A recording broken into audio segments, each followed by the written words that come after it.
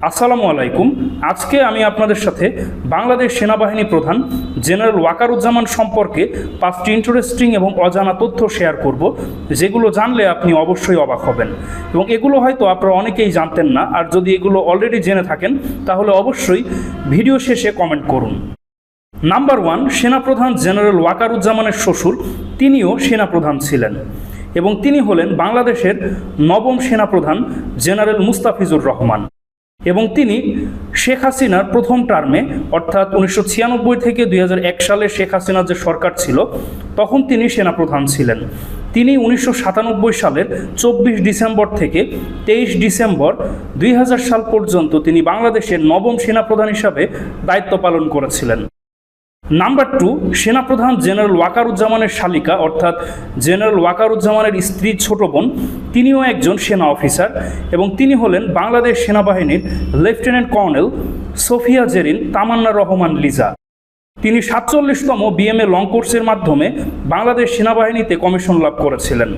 তিনি হলেন জেনারেল ওয়াকারুজ্জামানের শ্বশুর সাবেক সেনাপ্রধান জেনারেল মুস্তাফিজুর রহমানের ছোট মেয়ে।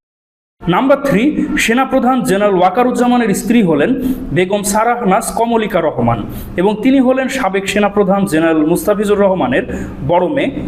তো সেনাপ্রধানের স্ত্রী বেগম সারাহনাজ কমলিকা রহমান তিনি ব্র্যাক ইউনিভার্সিটির একজন শিক্ষিকা এবং তিনি হলেন ব্র্যাক ইউনিভার্সিটির ইনস্টিটিউট অফ ল্যাঙ্গুয়েজ এর লেকচারার। নাম্বার 4, সেনাপ্রধান জেনারেল ওয়াকারুজ্জামান তিনি 2 কন্যা সন্তানের জনক। তারা হলেন সামিহা রাইসা জামান এবং শায়রা ইবনাত জামান এবং তারা দুজনই বিদেশে উচ্চশিক্ষা গ্রহণ করছেন। নাম্বার 5, সেনাপ্রধান জেনারেল ওয়াকারুজ্জামান তিনি পারিবারিকভাবে শেখ হাসিনা এবং শেখ মুজিব পরিবারের একজন আত্মীয় এবং তিনি হলেন শেখ হাসিনার ফুফাতো বোনের জামাই অর্থাৎ সেনাপ্রধান জেনারেল ওয়াকারুজ্জামানের স্ত্রী বেগম সারাহনাজ কমলিকা রহমান তিনি হলেন শেখ হাসিনার ফুফাতো বোন। সেনাপ্রধান জেনারেল ওয়াকারুজ্জামানের শ্বশুর জেনারেল মুস্তাফিজুর রহমানের স্ত্রী রাশিদা জামান তিনি ছিলেন শেখ মুজিবুর রহমানের চাচাতো বোন। সেই সূত্রে বর্তমান সেনাপ্রধান জেনারেল ওয়াকারুজ্জামান তিনি হলেন শেখ হাসিনার ফুফাতো বোনের জামাই। তো বর্তমান সেনাপ্রধান জেনারেল ওয়াকারুজ্জামান তিনি পারিবারিকভাবে শেখ হাসিনা পরিবারের আত্মীয় হলেও তিনি কিন্তু জুলাই বিপ্লবে সর্বশেষ তিনি ছাত্র জনতার পক্ষেই অবস্থান করেছিলেন। তিনি কিন্তু শেষ পর্যন্ত শেখ হাসিনার পক্ষে থাকেননি।